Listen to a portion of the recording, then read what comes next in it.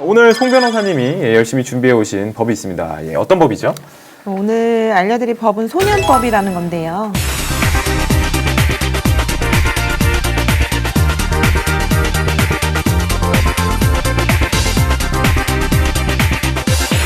학생들한테 적용이 되는 법이에요. 만 10세 이상 그리고 18세 미만 학생들한테 적용이 되는데 소년한테는 굉장히 특수한 제도가 있어요. 일단 장기랑 단기를 이렇게 딱 정해가지고 선고를 하세요. 그래서 이 친구가 우리가 실형 간다 이렇게 하면은 이 친구는 소년원을 가잖아요. 그러면 나는 징역 3년을 받잖아요. 일반 성인이니까. 근데 소년 같은 경우는 단기 6개월, 장기 2년 이런 식으로 부정기형을 선고를 해요. 그래 놓고 소년원에 가서 이 친구가 되게 성실하고 잘한다 이러면 풀어줘요.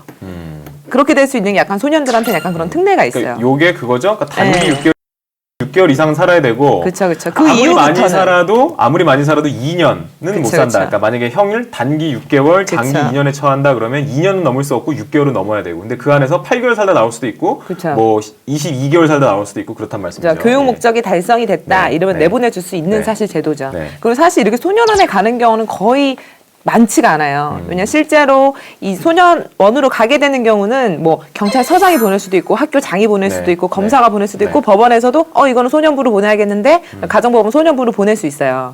이런 거를 이제 통고처분이라고도 하고 검찰이 보내는 건 송치라고도 하거든요. 제키즈님도 보면은 10대 범죄가 급증하는 것 같은데 전체적으로 처벌 기준이 너무 굉장히 낮아요. 그리고 실제 물론 이 소년부로 안 보낼 수도 있어요. 검사가 내가 볼 때 이 친구는 소년부로 보내서 소년보다 내가 진짜 실제처럼 해가지고 이 성인들처럼 처벌을 해야겠다 이렇게 할 수도 있지만 대부분은 소년이다 이러면 그냥 보내시는 거죠. 사람을 죽이거나 이런 게 아니면. 이봉파리님이 처벌보다는 교정교화가 목적이 맞아요. 그거 자체가 소년법의 목적이에요. 그러니까 너무 어렸을 때부터 주원 글씨를 새겨서 애를 평생을 못 살게 하는 것보다는 어렸을 땐 좀 덜 성숙했으니까 그 잘못에 대해서 한 번쯤은 더 반성하고 더 올바른 삶을 살도록 만들어주는 게 사실 소년법의 목적이거든요. 리눅서님이 전과 기록이 되나요? 안 돼요. 지금 소년에 대한 보호 처분은 1호부터 10호 처분이 있어요. 1호 처분은 그냥 보호자한테 이렇게 훈계하라는 등, 아니면 100시간 이내에 수강 명령을 듣거나 아니면 사회봉사 명령, 그 보호관찰 이런 거 들어보셨죠? 약한 것부터 강한 게 보호관찰, 그다음에 장기 보호관찰. 그러다가 한 달 이내 소년원 송치, 단기 소년원 송치, 그러니까 6개월 미만, 그리고 2년 미만으로 되는 장기 소년원 송치 이런 것들이 있거든요. 근데 사실 이거는 어떠한 신상의 불이익도 줄 수 없기 때문에 법이 그렇게 규정을 하고 있기 때문에 전과가 되는 것도 아니고 사실 그런 거는 제일 민감하게 일반 시민들이 받아들이는 것 중에 하나가 요즘 아까 채팅창에도 나오긴 했는데 10대 범죄가 점점 더 포악해지고 있고 더 심해지고 있어서 이게 소년법으로서 계속 보호를 해주는 게 맞냐 틀리냐 이런 논의가 이제 최근에는 나오기 시작하는 것 같아요. 예를 들면 지나가다 왜 쳐다보느냐는 이유 하나 때문에 사람 때려가지고 죽이거나 심지어는 어린 7, 8살 아들이 보는 앞에서 아버지가 지나가는 10대한테 폭행을 당해서 죽은 적도 있고 그 다음에 또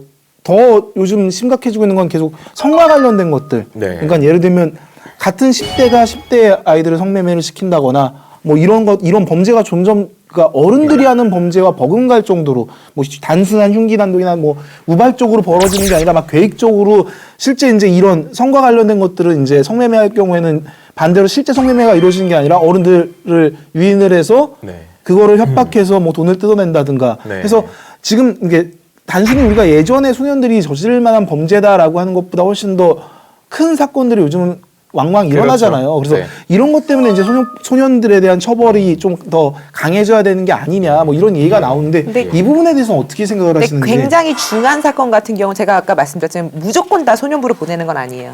검사 공소 제기할 수도 있어요. TV 드라마나 또는 아니면 이제 영화에서 보면 역으로 이걸 이용하는 경우가 이렇게 영화 소재가 되거나 드라마 소재가 되는 경우가 있잖아요. 예를 들면 이제 그러니까 집단 성폭행 사건이 벌어지고 하는 그런 드라마 같은 거 보면은 결국에는 뒤에서 어른들이 이런 거, 그러니까 얘네들은 소년들이기 때문에 그걸 이용해서 최대한 처벌을 적게 받게 하고 결국엔 그러니까 피해자들은 자살을 한다거나 이런 극단적인 모습을 보여주면서 그러니까 실제적으로 그러니까 단순히 이 소년법으로 처벌을 받는 게 맞냐 틀리냐 이걸 떠나서 이걸 역으로 이용하거나 또 역으로 조작할 수도 있지 않나. 하시다시피 그런 경제적으로 어렵거나 이래가지고 사실 문제가 있는 친구들도 분명히 있어요. 하지만 멀쩡한 집에서도 문제야라고 불려지는 네. 친구들이 있어요. 그래서 아빠가 의사고 엄마가 선생님이야. 음. 그런데도 애를 방치했기 때문에 애가 자꾸 이제 탈선을 하는 거죠. 그런 경우에 만약에 애가 문제가 됐어요. 그런 경우에 그 부모는 더 적반하장이에요. 그러니까 부모가 이상하면 그쵸. 애도 부모가 이상하고. 잘못된 게 맞아요. 네.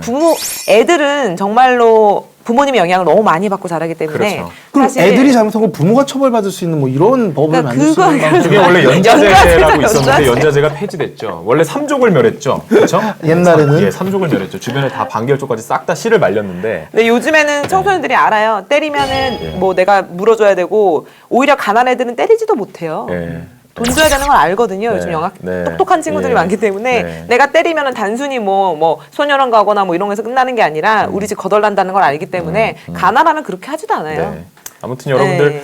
이 소년법을 저희가 준비하면서 이런 걸 예상은 했어요. 처벌 부분에 대해서 분명히 나오지 않냐 이게 이 소년법을 왜 더 강하게 처벌을 할 필요성이 이제 대두되고 있는데. 근데 적어도 결과는 알아야 되지 않을까요? 네. 이 법에 좀 문제가 있다고 생각되는 부분은 네. 이 친구가 뭘로 처벌받았는지 피해자가 알 권리가 있지 않을까. 네, 네. 그것도 알려주지 않고 어떻게 사건이 진행됐는지 열람 등사도 못해요. 네. 그러니까 그런 것들은 좀 문제가 있을 것 같아요. 인권을 너무 강조한 나머지 피해자의 인권은 등한시해 그러네요. 버리게 피해자의 되는 인권은 완전히 경향이 무시되는- 없지 않아 있는 그런 법이기는 합니다. 그래서 여러분들도 그런 문제의식을 좀 가지고 접근을 하실 필요가 있을 것 같습니다. 그러니까 소년이라는 거, 소년법의 그런 목적과 입법 취지 그런 것들을 살리면서도 피해자도 상당 부분 보호할 수 있는 그 약간 모순 관계에 있지만 그 절충점을 좀 찾는 게 필요할 것 같은데요. 여러분들도 같이 고민을 해주시면 좋겠습니다.